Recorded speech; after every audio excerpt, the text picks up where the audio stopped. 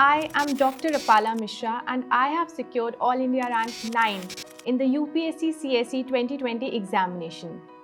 While exam preparation is very important, I think what is equally important is how you prepare for the D-Day, that is the day of the exam. So today I'll be sharing my exam day strategy and let's rewind to the exam day.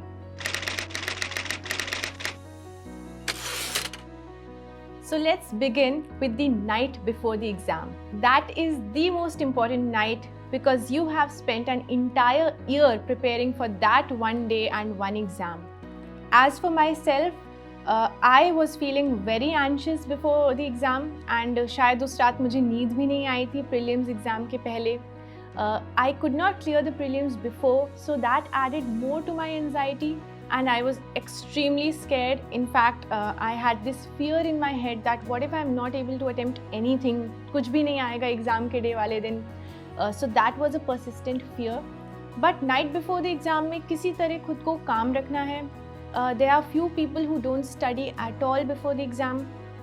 As for myself, I think I was too anxious. So I did go through certain things. For example, I went through the booklet of committees that is there or reports that are there for prelims. So that was a quick revision, and you can even revise certain articles of polity before the exam. So that was the night before the exam. I think sleeping well is very important, but even if you can't sleep, that is completely all right. You should just be alert for the day of the exam. Now coming to the morning of the D-Day, which is a really scary morning, I'd say. So morning में I think I got up early. Thankfully the exam was in October for us, so इतना ज़्यादा गर्मी नहीं थी, which was a good thing. I had seen my center before, so I had an idea where my center would be, and I think that is recommended for everyone. Just have a look at your center before. And my dad used to drop me to the center, and we had a unsaid ritual कि all the best नहीं बोलेंगे. So we didn't used to speak at all रास्ते में, and I would enter the exam hall and I would try to maintain my calm and composure at that time. Although that is the moment जब आपको सबसे ज़्यादा लग रहा होता है कि कुछ भी नहीं आता है. I have forgotten everything. But just remember that UPSC is not an exam for memorization. It is an exam for application of mind. तो कुछ भी कहीं पे भी पढ़ा है सब आपके काम आएगा and सब याद आ जाएगा.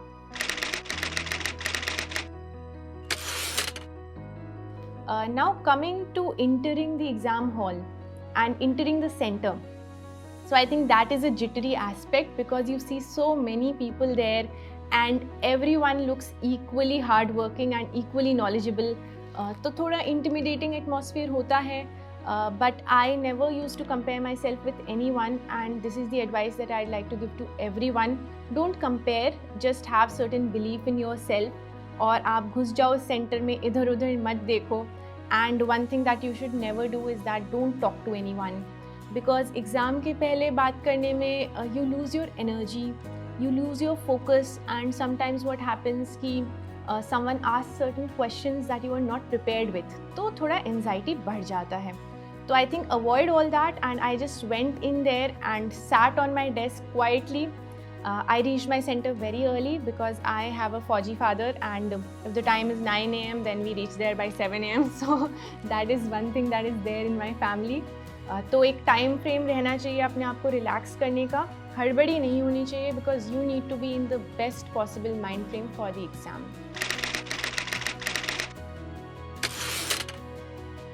Now coming to the part when we finally get the question paper, I think that is the part जहाँ पे बिल्कुल सोचना नहीं चाहिए कि कौन सा set मिलेगा. I got a set thankfully जहाँ पे science and technology के question से शुरू हो रहा था. So that was favorable for me. But in certain cases ऐसा भी हो सकता है कि वो set आपका favorable ना हो, आपका lucky alphabet ना हो, या कुछ भी हो सकता है. बिल्कुल भी मैंने ध्यान नहीं दिया था कि मेरा कौन सा set था. In fact मुझे अभी भी याद नहीं है कि मेरा कौन सा set था. But one thing I remember is that जो question का pattern था, that worked fine for me. But अगर नहीं fine work कर रहा है तो पेज पलटें और next page से शुरू करें. There are certain questions in this exam जो कि डायरेक्ट आते हैं, कुछ ऑब्जेक्टिव क्वेश्चंस होते हैं that can be attempted before, but what is very important is that आपने जो क्वेश्चन अटेम्प्ट किया है उसे टिक ज़रूर कर लें, क्योंकि फिर OMR में गड़बड़ी हो सकती है, गलती हो सकती है. So you might like to go through the paper once, but I never went through the paper once because I know that I might start feeling a little anxious if I see आगे के questions नहीं आते हैं. So I started from question 1 and went on attempting till the last question itself without creating any confusion.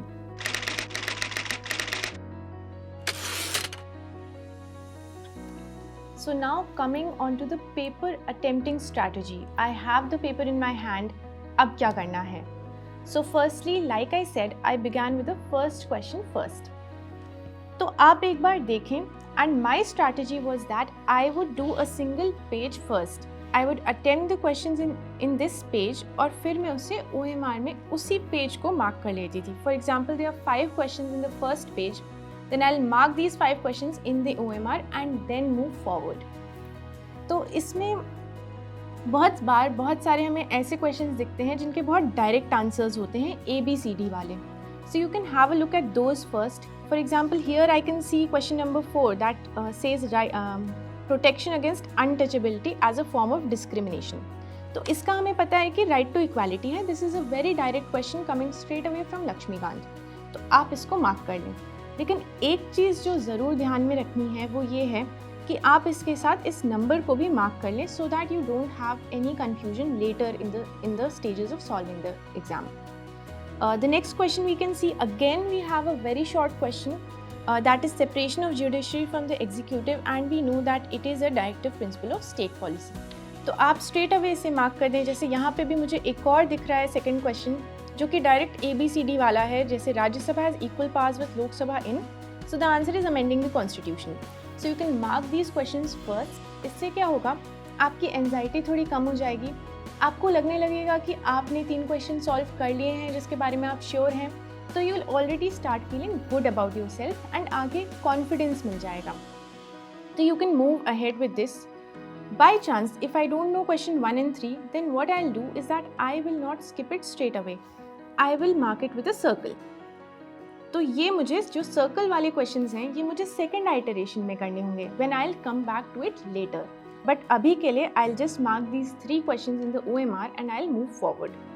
Coming forward, for example if I come to the next page, तो next page में भी पहले मैं देखूंगी कि कौन सा question मुझे अच्छा लग रहा है. For example I see the 10th question here जो कि करंट अफेयर्स से है directly. Now I know about Alma Ata Declaration. It is health care of people. It is for primary health. And I also know Talanoa Dialogue, which is a global climate change conference. So now I have no idea about the option 4. तो इसमें मुझे question mark है. But I do know that जो option 2 है, Hague Convention, that is about child abduction. तो ये मुझे पता है कि second definitely wrong है. तो जहाँ पे भी second है वो मैं directly eliminate कर दूँगी. Like I have eliminated option A and option D. Now I am left with 4 and 1 and 3. I definitely know that 1 is correct and 3 is correct. So naturally my answer would become C, that is 1 and 3. And हाथ के हाथ ही जब ये page मेरा ख़त्म हो जाएगा तो मैं ये OMR पे मार्क कर लूँगी. And one thing I'll not forget is putting a tick on the 10th question. ऐसे करके मैंने प्रीलिम्स का पेपर सॉल्व किया. जब ये एक आइटरेशन हो जाएगा then you will come to every question again and जो भी आपने सर्कल मार्क किया था उस पर आएंगे. एंड जैसे जैसे वो होता जाएगा, फॉर एग्जाम्पल ये थर्ड वाला मैंने सॉल्व कर लिया, so I will put a tick on it. तो ऐसे करके मैंने प्रीलिम्स का पेपर सॉल्व किया.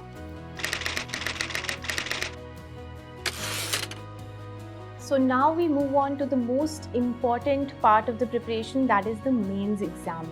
So attempting the mains paper is altogether different from how you attempt the prelims paper. Mains exam में you don't have much time to think through. You are bound in time, and for that what I did that firstly I took off my watch and I kept it in front of me. And इसमें मैं पूरे time अपना time देख रही थी. This watch is actually 5 hours ahead of time, 5 minutes ahead of time. So इसलिए मैं एक तरह से मेरे सारे पेपर्स भी 5 मिनट्स जल्दी ख़त्म हो रहे थे. तो टाइम का एनालिसिस करना बहुत ज़्यादा ज़रूरी है. And in my case, my watch was not removed even in prelims or in mains, so I had my watch with me. बस interview stage पे watch हटाया था, तो that was something जिसने मेरा help किया. Now coming towards how to attempt your paper. तो इसके लिए मैंने GS2 का पेपर खोला हुआ है because this is one part which I really liked. And GS2 में भी मैं आपको एक दो क्वेश्चंस बताती हूँ कि कैसे you have to brainstorm quickly while answering the questions. For example if you look at question number 18, तो ये क्वेश्चन बोल रहा है नेशनल एजुकेशन पॉलिसी के बारे में. So while the question is very big, I think सबसे पहला काम जो करना चाहिए वो जो क्वेश्चन का मेन सब्जेक्ट मैटर है, you need to underline that. तो आप तुरंत नेशनल एजुकेशन पॉलिसी को अंडरलाइन कर लीजिए और साथ में sustainable development goal 4. Now you don't have to worry a lot, ज़्यादा सोचना नहीं है because time नहीं है सोचने का. You just have to start introducing your answer with what has been asked. For example, यहाँ पे पूछा है SDG 4. SDG 4 is about quality education. So the first line of your answer would be that SDG 4 deals with quality education, inclusive education, equitable education. Any one good line you can start with. उसके बाद हम आते हैं national education policy क्या है. तो आप एक लाइन में बता दीजिए कि नेशनल एजुकेशन पॉलिसी 2020 अभी आई है एंड कौन सी कमिटी है इससे रिलेटेड, कोई डेटा हो इससे रिलेटेड या एजुकेशन से रिलेटेड कोई डेटा हो आपके पास, तो आप वो सेकेंड लाइन बना सकते हैं अपने इंट्रो की. इन 2 लाइन्स में आपका इंट्रो खत्म. Now coming to the body of the answer. तो आप यहाँ आगे देखेंगे, यहाँ पे लिखा है critically examine the statement. Critically examine में usually you have to give both the aspects of the situation. आपको दोनों पहलू देने होंगे. तो आप तुरंत सबसे पहले स्टार्ट करेंगे दी पॉजिटिव्स और जो अच्छी ऑप्टिमिस्टिक बातें हैं इसके बारे में. So for that you'll just put your heading as positives और you can write anything as your heading. वो आपका ऑलरेडी प्रिपेयर्ड होना चाहिए आप क्या हेडिंग लिखेंगे. And then you start giving out the positive aspects. आप 5-6 पॉइंट्स लिखिए. Then come to the challenges. In challenges again write 4-5 points and then come to way forward and conclude your answer. Now, how to conclude your answer? You can write any one good line, any quotation, any data, anything. For example, I wrote a quote by Kofi Annan which said, "Education is a bridge from misery to hope." So I concluded with a quotation, but you can conclude with anything if you cannot remember quotes. Now, taking up another question, for example, question 19 is for international relations. इसमें पूछा है quad के बारे में, quadrilateral security dialogue. तो अभी कोई भी ऐसा क्वेश्चन दिखे तो सबसे पहले आपके दिमाग में आना चाहिए कि क्या इसका कोई डायग्राम बन सकता है. क्वाड है एक, ये ज्योग्राफिकल एक तरह से मैं इसे मैप पे मार्क कर सकती हूँ क्योंकि ये इंटरनेशनल रिलेशंस का क्वेश्चन है. तो the first thing I will do is that I will write the introduction of what is quad, just like मैंने पहले क्वेश्चन में किया था NEP के बारे में. And then I will make a diagram, I will make a small map and I will make a map of the 4 countries and make a quadrilateral. तो इस तरह से मेरा आंसर एक एज ले लेगा और थोड़ा बेटर हो जाएगा. रेस्ट ऑफ द थिंग्स आप देख सकते हैं, जैसे इसमें डिस्कस लिखा है. So here you have to discuss it. उतना ज़्यादा एम्फेसिस चैलेंजेस पे नहीं होगा, though you can write 1-2 points about it still. And then you conclude the answer on a positive note. For example, Quad एक नई उम्मीद देता है, नया होप देता है, या आप ये लिख सकते हैं इंडो पैसिफिक एक इम्पॉर्टेंट अरीना बन रहा है इंटरनेशनल रिलेशंस में. सो you can have a single line conclusion for it. And ऐसे करते हुए आपको ये ज़रूर ध्यान देना है कि आपकी जो घड़ी है उसमें 7-8 मिनट्स, जैसे ये these are 15 markers. So for this you can take much more time than 10 markers. But आपका जो टाइम होना चाहिए वो लिमिटेड होना चाहिए. जैसे ही आपका टाइम ख़त्म होने वाला हो, just conclude the answer and move to the other question. इसमें कोई ऐसा नहीं है कि आपको परफेक्ट आंसर लिखना है. Just have to complete the paper on time.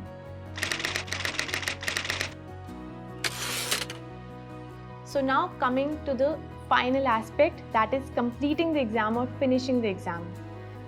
तो प्रीलिम्स में क्या होता है बहुत बार, और मेरे साथ भी पिछले अटेम्प्ट में ऐसा हुआ है कि जब लास्ट 15 मिनट्स बचे होते हैं और आपका एग्ज़ाम ख़त्म हो गया होता है, then you start feeling like कि और क्वेश्चंस कर दें. एंड लास्ट टाइम मैंने ऐसा किया था. All the questions in which I had a doubt, around 10 questions, मैंने लास्ट मिनट पेपर जस्ट लेने के पहले उनको OMR पे फिल कर दिया था. And unfortunately all of them were wrong, and that played a major role in me not getting through that prelims.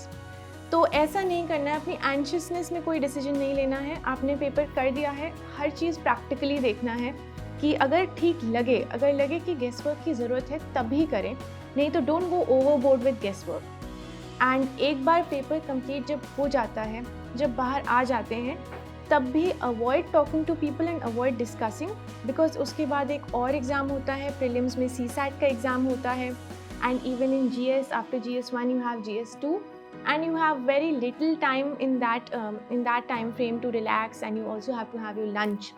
तो उस टाइम बिल्कुल भी ऐसा नहीं करना है कि आंसर्स देख रहे हैं, खुद को डिमोटिवेट कर रहे हैं।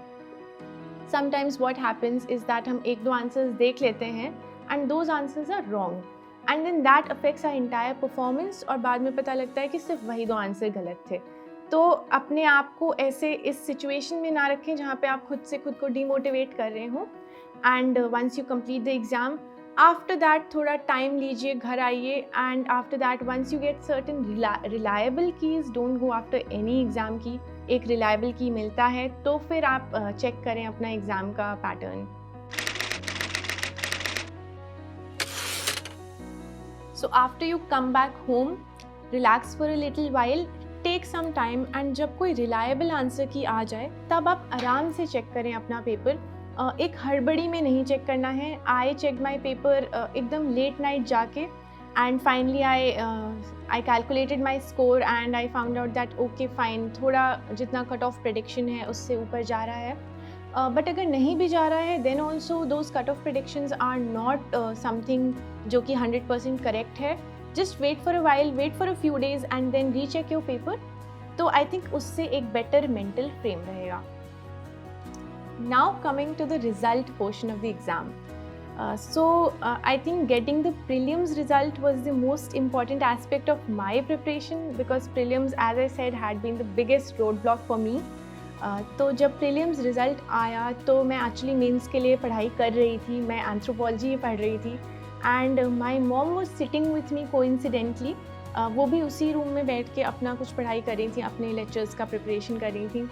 And suddenly I got a message on my phone that result is out, and I told my mom result is out, लेकिन मेरे पास admit card नहीं था अपना, and neither did I remember my roll number. तो मुझे 5 minute लग गए अपना admit card ढूंढने में, and that were like very anxious 5 minutes of my life, and my mother was like कहाँ है admit card, and then my mother got my admit card, she had kept it. तो finally roll number डाला and आ गया, तो that was the biggest relief for me in this exam, clearing the prelims. And after that the lesson learned was that remember your roll number. तो mains exam के result के पहले every night I used to close my eyes and repeat my roll number in my head, and every time I used to feel कि मुझे roll number भूल रहा है, लेकिन every night I used to do that. I used to imagine कि list में मेरा आ रहा है ये roll number, I am typing it like this and this is the number I am getting. So I think that is what helped me in mains result. कोई दिक्कत हुई नहीं।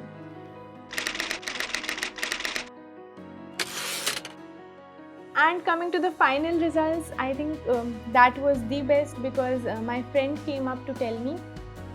I had deliberately kept my phone aside because सब लोग कह रहे थे 6 बजे result आएगा, and I was anxious and I kept my phone aside and I thought कि अगर कुछ होगा तो 6:30 तक मुझे खुद ही पता चल जाएगा, और अगर नहीं होगा तब भी पता चल जाएगा. So I'll pick up my phone at 6:30. But as fate had it, my friend came home at 6:15 and said, "अरे 9th rank आई है." So that was very great, and my father was like, मुझे क्यों नहीं पता चला result आया? And then I had to explain it to him for the next 2 days that I had deliberately kept my phone aside.